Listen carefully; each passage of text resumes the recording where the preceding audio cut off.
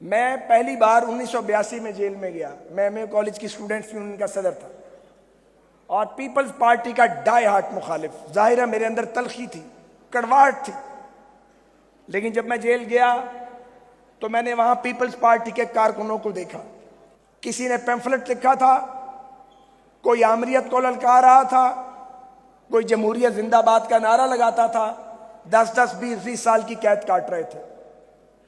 कुछ कोड़े खा के वहां आराम से बैठे थे और उनकी पेशानी पे कोई शिकन नहीं थी।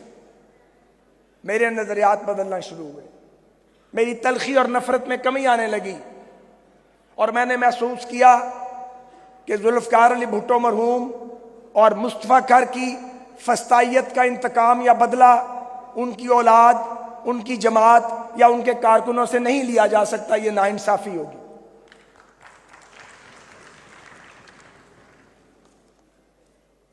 मेरे अजीजों,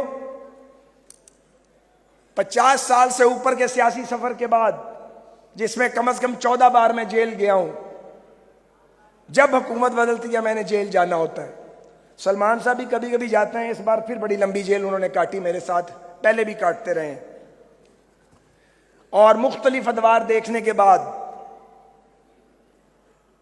और अपने हाथ से लड़ाई लड़ने के बाद, और जो लड़ाई लड़ी अपने तालिब इल्मी के दौर में, उस लड़ाई के बाद, उनसे दोस्ती के बाद, मैं ये समझता हूं कि लड़ाइयां, झगड़े और फसाद और ताकत का इस्तेमाल रियासत को आगे लेके नहीं जा सकता।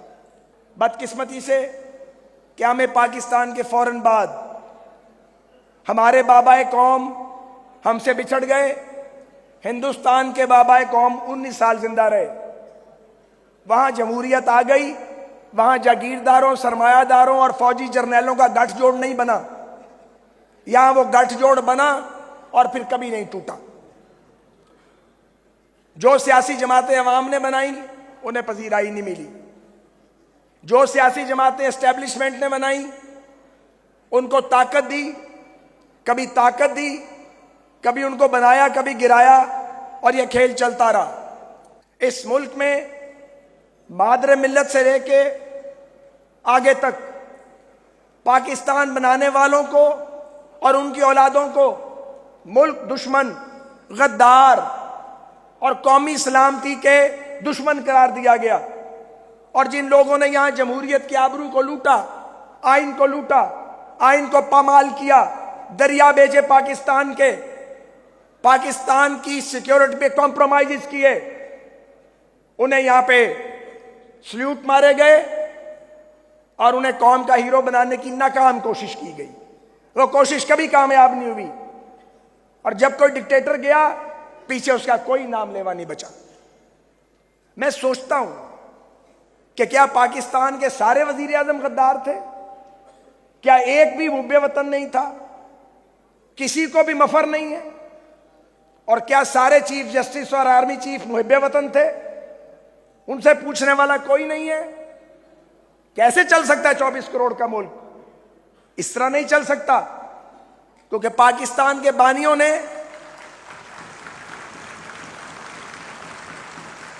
इसकी बुनियाद जमहूरियत पे रखी थी। पाकिस्तान गुरीला वॉरफेयर के जरिए हासिल नहीं किया गया, पाकिस्तान वोट की ताकत से हासिल किया गया। यही वजह है कि जमहूरियत हमारे खमीर में मौजूद है। हमसे जमहूरियत छीनी जाती है, हम फिर जमहूरियत पे वापस आ जाते हैं। हमारे जमहूरी लीडरों ने भी बड़े बड़े कारनामे सर अंजाम दिए हैं, ऐसे कारनामे के सर पीटने को दिल करता है। लेकिन यह कौम इसके बावजूद जमहूरियत से मायूस नहीं हुई है। दीदा दानिस्ता इसे मायूस करने की कोशिश की गई है। कभी जागीरदारों को लीडर बनाया गया, कभी सनतकारों और सरमायादारों को लीडरी दी गई, कभी सेलिब्रिटीज को लीडरी दी गई।